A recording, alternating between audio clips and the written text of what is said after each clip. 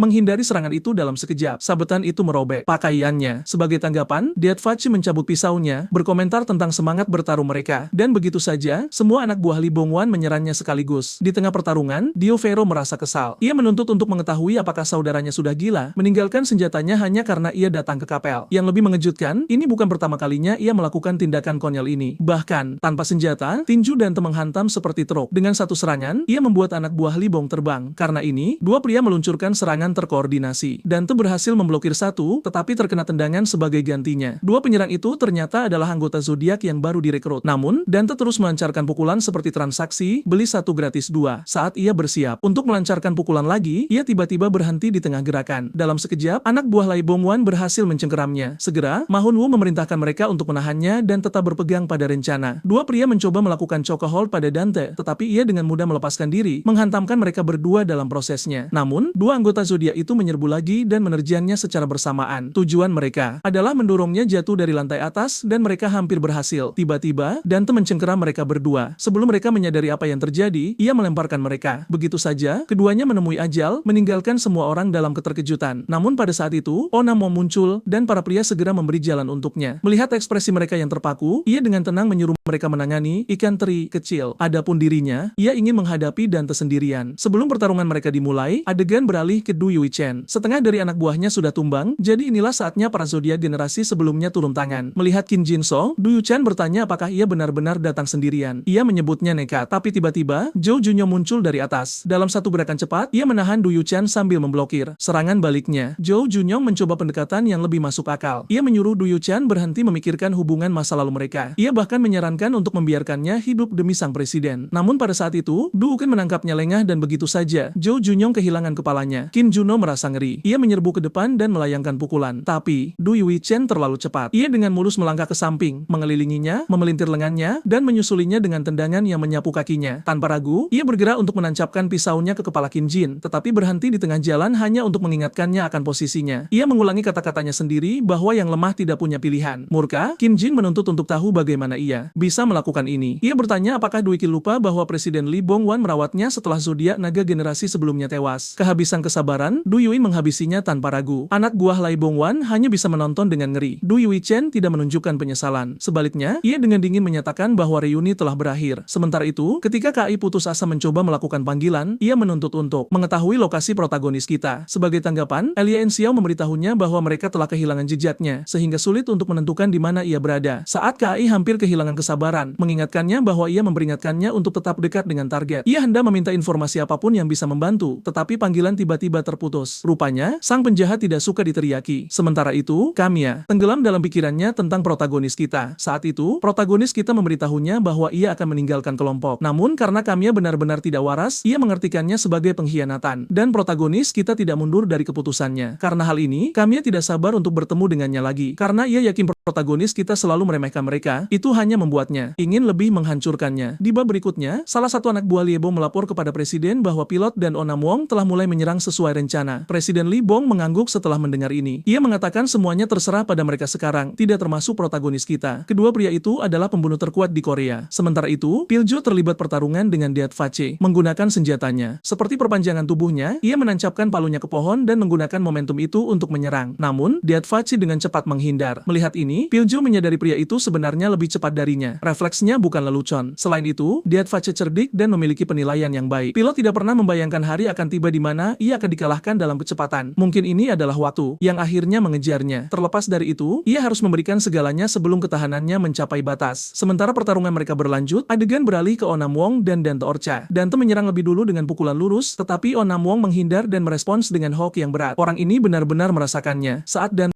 di tengah meluncurkan pukulan lain, Onam Wong membalas dengan pukulan lurus yang bersih, pada dasarnya mendaratkan combo 1-2. Dante Orcha agak terkesan. Rupanya, ia telah menemukan lawan yang sepadan. Sementara itu, adik laki-lakinya terkejut melihatnya terdesak mundur. Oh, kekuatan Nam Wong benar-benar berbeda dari anggota zodiak. Ya, ini hanya terjadi karena mereka tertangkap basah dan tidak memiliki senjata. Namun, ia berharap saudaranya tidak kalah dari Onam Wong karena jika itu terjadi, ia bersumpah tidak akan melepaskannya. Tepat saat Onam Wong bersiap melakukan serangan balik lainnya, Dante menahan serangan itu dan menggunakan kesempatan tersebut untuk mencengkeram setelannya. Oh, Nam Wong merespons dengan serangan siku. Tapi Dante menahan itu juga dan akhirnya mencengkeramnya dengan kedua tangan. Dengan ini, ia memperjelas bahwa ini bukan tinju. Dan, sekarang Onam Wong tidak bisa melarikan diri. Setelah mengatakan itu, ia memberikan tandukan kepada Onam Wong seolah-olah dia berutang uang padanya. Melihat ini, anak buahnya yang menonton merasa terkejut. Sementara itu, Dante mencengkeramnya, mengangkatnya, dan menghantamkan lututnya tepat ke tubuh Onam Wong. Akibatnya, ia batuk darah tetapi masih berhasil mencengkeram Dante Orca. Melihat ini, Dante menyuruhnya berhenti melawan sambil mencoba membantingnya ke lantai seperti para zodiak sebelumnya. Saat melayang, Onam Wong merespons dengan mencengkeram Dante. Melihat Dante mencoba melawan, Onam Wong mengejeknya menggunakan kata-katanya sendiri. Pria kita bertekad untuk menjatuhkannya bersamanya. Namun, Dante entah bagaimana berhasil menghentikannya sebelum melemparkannya ke samping dengan satu tangan. Oh, Nam Wong terlempar, mendarat seperti boneka kain. Dante mendekatinya sambil mengeluh. Ia bertanya mengapa orang-orang ini begitu ngotot untuk mati bersama sebelum pertarungan berlanjut. Adegan kembali ke Piljo dan Diatface. Selama pertarungan, Diatface tidak sengaja menjatuhkan kacamatanya, membiarkan Piljo, yang kini babak belur, melihat matanya dari dekat. Ia mengenali sesuatu dan mengatakan ia merasa terhormat menghadapi seseorang dari garis keturunan itu. Mendengar ini, Diatface mengakui, pilot memang hebat, lawan yang luar biasa. Selain itu, ia tidak menyangka seseorang dengan tingkat keahliannya masih berada di Korea dan mencatat bahwa gaya bertarungnya mirip dengan Dui Qin. Namun, pilot telah melihat sesuatu yang seharusnya tidak ia lihat. Akibatnya, ia harus mati. Sementara itu, Wen Kai tampak frustrasi karena ia tidak bisa menghubungi siapapun dan bertanya-tanya apa yang sedang terjadi. Pada saat yang sama, Kamiya tiba-tiba bangkit. Ia berjalan seolah kesurupan, mengabaikan Wen Kai yang bertanya apa yang terjadi dengannya. Kamiya tidak merespons. Pada saat yang sama, kita memasuki pikiran sang presiden. Ia telah menerima informasi bahwa orang-orang terkuatnya sedang kesulitan. Karena sudah sampai di sini, ia hanya bisa berharap segalanya telah ditangani. Rupanya, seluruh rencana mereka berkisar pada penipuan dan dimaksudkan untuk membelikan protagonis kita waktu yang cukup. Sederhananya, protagonis kita adalah bidak utama yang ia andalkan untuk keberhasilan rencana ini. Di bab berikutnya, seorang wanita dengan pakaian biarawati muncul. Ia berkomentar tentang Korea dengan mengatakan pemandangan malamnya sangat indah. Pendampingnya yang sedang makan burger menyuruhnya untuk cepat-cepat mengatakan mereka tidak punya waktu. Dengan itu, ia mendekat dan bergabung dengan kelompok tersebut. Sementara itu, pemimpinnya menginformasikan kepada kelompok itu tentang misi mereka. Ia mengatakan bahwa menurut bantuan UKJ, semua yang perlu mereka lakukan adalah mengusir para anjing pemburu dan sisanya akan ditangani oleh asosiasi. Begitu saja, semuanya akan diselesaikan dengan mudah. Orang-orang ini adalah tim penegak asosiasi yang dikenal